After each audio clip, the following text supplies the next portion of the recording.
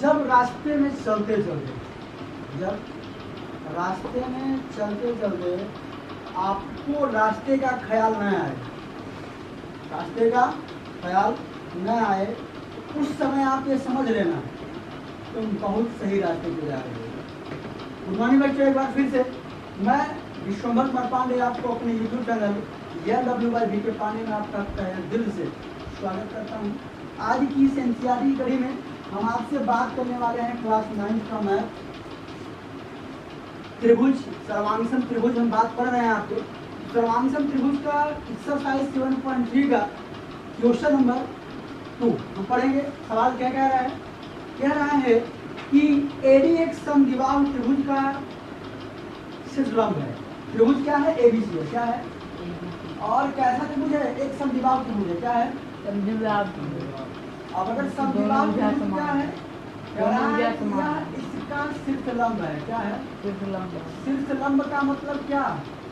90 अंश का कोण बनाती है। क्या बनाती है? दोनों शीर्षलंब है, जिसमें AB बराबर AC, AB जो है वो है AC के क्या है?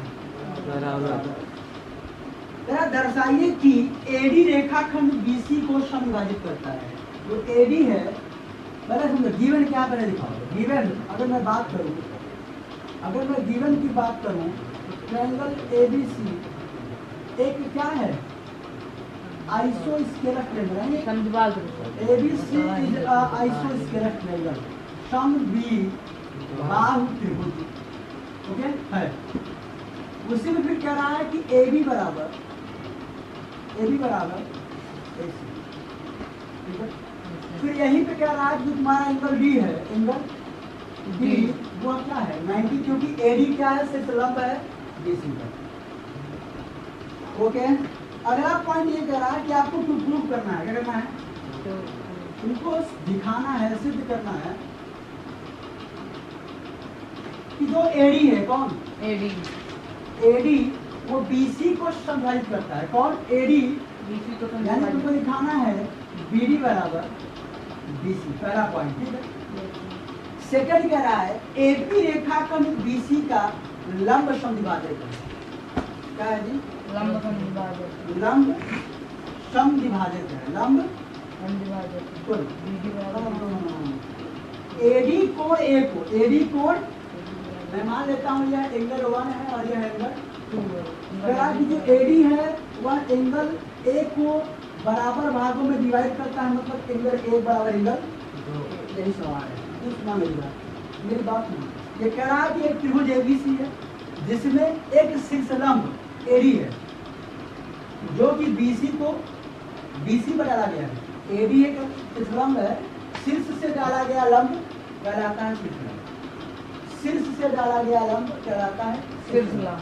शीर्ष से डाला गया लंब इस पे BC पर। यानी तुम अगर इसको नोट करो, लिख सकते हो कि AD लंब किस पे? BC। AD लंब BC पर।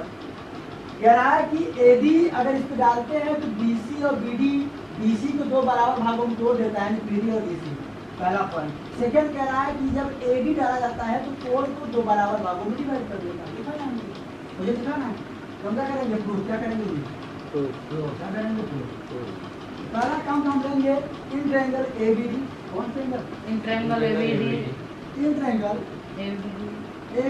And in triangle AC। हम त्रिभुज ABD और त्रिभुज ACD सर्वांगसम प्रूफ कर दे। क्या कर दे? सर्वांगसम प्रूफ कर दे। सर्वांगसम के बाद बाइसिपिसिटी कर दे। बस ये हुआ बाइसिपिसिटी। करेक्ट। पहला चीज तो AB बराबर AC बराबर AC गिवन है, ठीक है। यहाँ भी एंगल D है, यहाँ भी एंगल D है, यहाँ भी एंगल D और यहाँ भी एंगल वो क्या हो जाएगा? 90। क्या हो जाएगा? 90। फिर AD यहाँ भी और AD यहाँ भी क्या हो जाएगा? अगर यह 90 है, क्या है ये?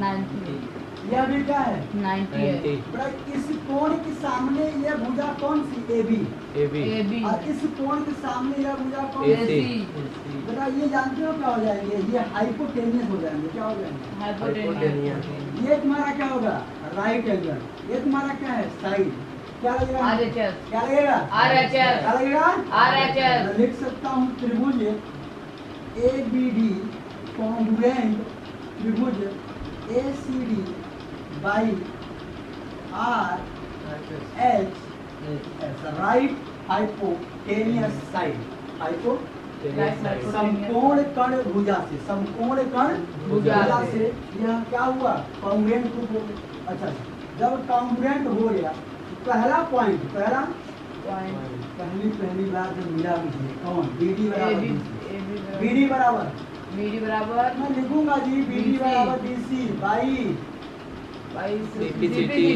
CPCT बड़ा अच्छा लगता है जो बोलना होता है CPCT नहीं CTPT उसके बाद सेकंड पॉइंट एंगल 1 बराबर एंगल 2 एंगल 1 बराबर angle 2 by CTPT ICPT okay मतलब A कोण A बराबर कोण A by CPCT angle AB हमने लिखा दिया हमने तो खत से लिखा है हैंड्स प्रोब यह होगा अच्छा लगता है जब बोलना होता है ना तो अच्छा लगता है हैंड्स प्रोब ओके ठीक है तो इसको छाप लीजिए फिर अगला सवाल अगले मिनट